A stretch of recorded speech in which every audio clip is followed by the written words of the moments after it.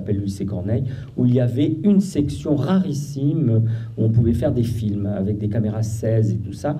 Donc j'étais un petit peu éveillé à tout ça et j'ai commencé à faire des films en amateur, en autoproduction, avec des amis et des copains, et ça a pris des proportions énormes jusqu'à aujourd'hui où maintenant je ne fais plus que ça, je fais des films. Voilà. Donc ça a été toujours une ambition personnelle un peu étrange. D'un côté, je gagnais ma vie en faisant un métier dans la publicité, dans le graphisme, sur le papier, ce qu'on appelle maintenant l'infographisme avec les nouvelles technologies, mais j'étais donc dans ce domaine plutôt de la communication visuelle au travers des médias papier et tout ça. Et en parallèle, mes vacances, mes week-ends, je faisais des films. Il se trouve que ces films ont séduit les sélectionneurs, ont séduit les télévisions, ils les ont achetés, ils ont été dans des festivals, et donc après, je me suis enhardi. Et peu à peu, c'est devenu un second métier pour après devenir mon métier principal. Voilà en gros, si on veut définir un peu mon itinéraire. Et comme j'aime beaucoup le cinéma, comme je vous disais, ce qui m'intéresse dans le cinéma, c'est le médium même. C'est-à-dire que le cinéma, on a tendance à parler des acteurs, des scénarios, des récits. Moi, ce que j'aime, c'est le langage du cinéma. C'est les plans entre eux, ce qui provoque la technique même quoi, du film, c'est-à-dire que c'est des successions de plans, c'est le mélange du son, de l'image, c'est ce choc entre justement les rapports de temps de certains plans avec d'autres plans qui sont plus longs et plus courts. C'est toute cette grammaire du cinéma qui fait qu'il y a une alchimie quand on travaille sur un film. Vous savez, un film, ça se fait, d'abord on le prépare, ça s'appelle la pré-production, c'est-à-dire que c'est embaucher les gens, voir les techniciens, les rencontrer, parler avec eux de ce que vous désirez. Après, il y a le tournage, c'est la phase visible de l'iceberg que vous connaissez tous, et on voit l'équipe, le metteur en scène, les acteurs et tout ça, on tourne, et après il y a la post-production, et ça c'est l'alchimie secrète du cinéma, c'est dans des salles souvent sombres, même maintenant avec les nouvelles technologies, où on dissèque ces images, on les recolle, on les recadre, on les trafique, on les resonorise, et le film naît de toute cette alchimie. Donc c'est des étapes successives qui sont assez magiques quand on les travaille, pour arriver aux films que vous voyez dans les salles, voilà, qui sont tous, vous en imaginez bien, très différents, puisque le cinéma offre un spectre de création extraordinaire, quoi, voilà, qui va de films d'animation, à films d'action, à films psychologiques, en passant par les documentaires. Ce festival en est la preuve.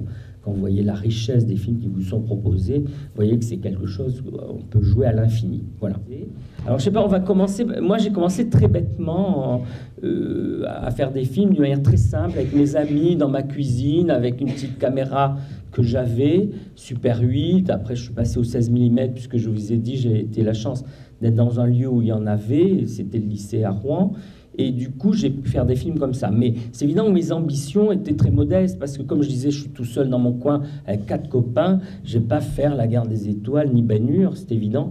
Donc je faisais des petits films très minimalistes. Et sans le savoir, j'explorais l'expérimental. Mais ça, je l'ai découvert après. C'est-à-dire que les gens qui faisaient du cinéma expérimental se sont intéressés à mes films parce que justement, ils étaient dans un créneau d'expérimentation. Je faisais comme Monsieur Jourdain, je faisais de l'expérimental sans le savoir. Parce que j'étais avec une petite caméra dans ma cuisine, je faisais des films avec les moyens que j'avais. Du coup, c'était des films hors normes et qui appartenaient à aucun genre. Et du coup, ils ont séduit les sélectionneurs. Donc, quelque part, j'ai lu que de votre formation de plasticien et de graphiste, vous appréhendez, pour le plasticien et le graphiste, vous appréhendez une surface à remplir, une surface à organiser, et que le cinéma pour vous, c'était exactement pareil.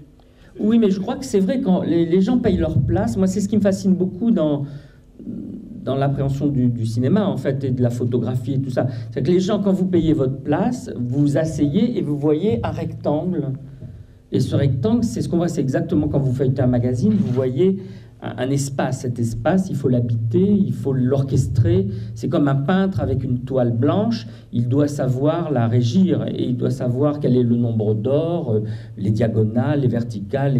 Et au sein de cette toile, il faut mettre des couleurs, il faut qu'elles répondent entre elles et tout ça.